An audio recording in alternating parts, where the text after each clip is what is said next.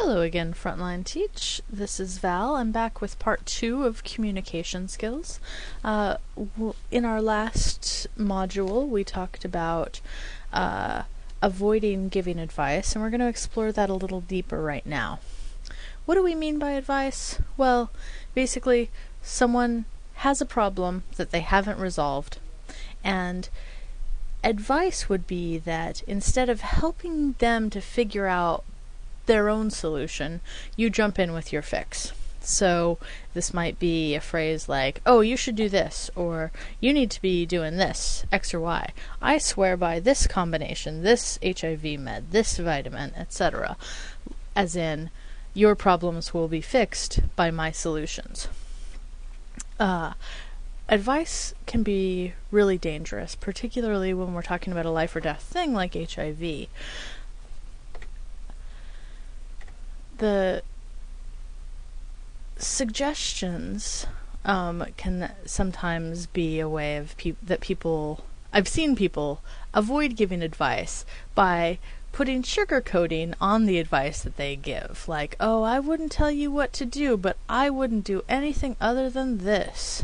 That would be a suggestion that's basically advice. It's basically, you're going to get fixed through the thing that fixed me.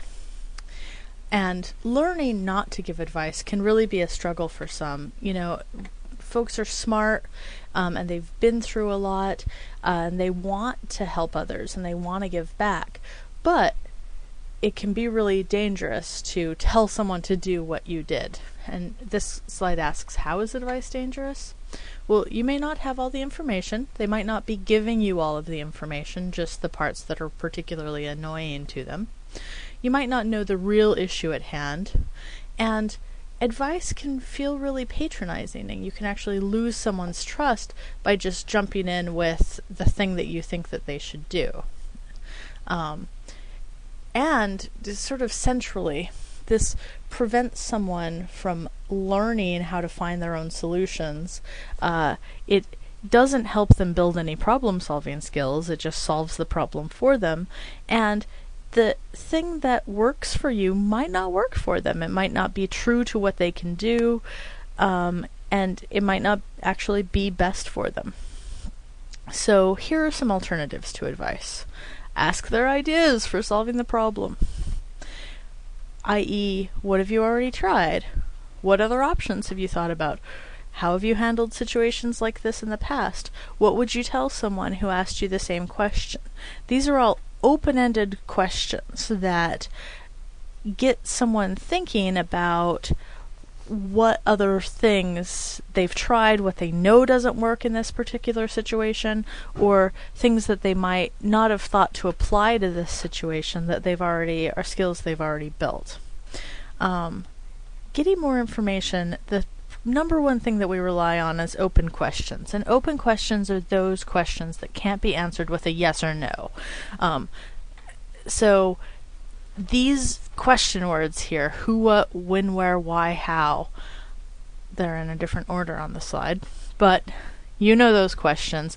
These are the questions that get people thinking. Examples of these questions: who do you trust in your life to talk to? What would you tell someone else going through this? How do you want to bring it up with that person? They are questions as opposed to questions like, well, are you going to do what's right? That's a yes or no question. That's a shutting down type of question rather than an open question. This leads into the technique known as motivational interviewing. And motivational interviewing is based in counseling techniques in the counseling field. But we can use it here as people helping folks living with HIV or people living with HIV who want to help others. The sort of central piece of this is the word motivation. What is the person that you're talking to? What is their motivation? And what are they going to be motivated to do versus what are you going to tell them to do that they don't do because they're not motivated to do it? So the official definition here is wordy. Motivational interviewing is a directive, client-centered counseling style for eliciting behavior change by helping clients explore and resolve ambivalence. So, ambivalence is a word that means feeling a couple of ways about something, or not having a single feeling about it. And this is really common, and not just in HIV field. The crucial point is eliciting behavior change. And these are the 4 principles of motivational interviewing: express empathy, develop discrepancy, roll with resistance, and support self-efficacy. So I'm going to take just a minute to talk about each of these principles. The first one, expressing empathy, is a partner of the Plicit model, in that what people primarily want is to feel heard. What people primarily want is to express themselves.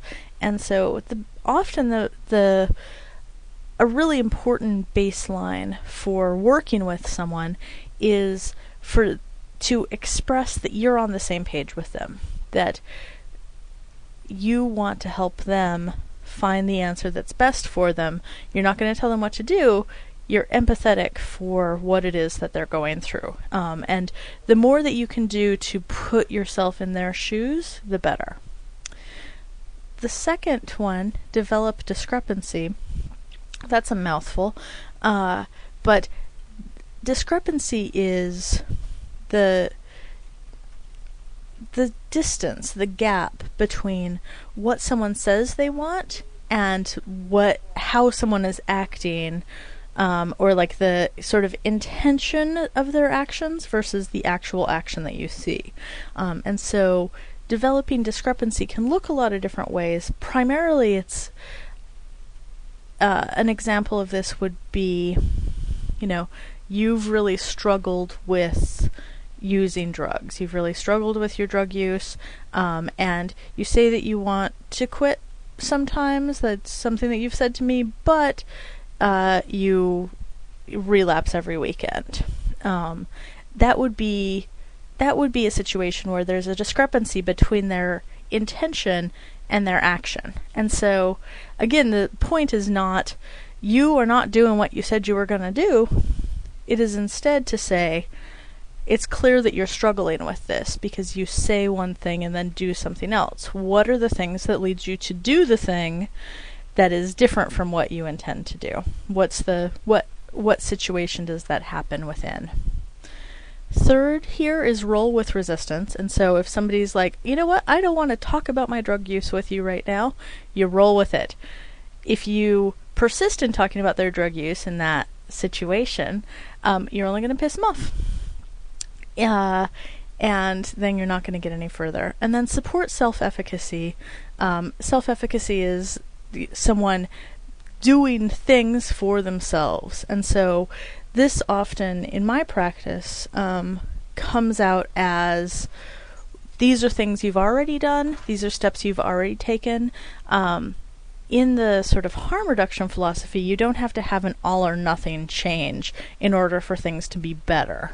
So what are the pieces that someone has already changed or done differently than they were doing before? What can we praise in there? The last piece is something that I'm just gonna introduce right now. I'm gonna have its whole own lecture about it because it's so crucial to our practice. But it is stages of behavioral change, and the idea is that behaviors don't change like flipping a light switch. There's not a line of behavior change where right here you're doing it, and then if you go on this line, then here you're not doing that behavior. Behavioral change happens in a cycle, and you can not be thinking about it in pre-contemplation, and then be thinking about it, getting ready to change, initiating the change, and then keeping the change going. This illustration also has a relapse loop, because at any of the points of these, someone could decide, or even unconsciously decide, that they don't want to have that change anymore, and they're going to go back to the old behavior. And they can pick it up and leave off in any of these slices of the pie. This is actually what we're going to talk about next time, so I will see you then.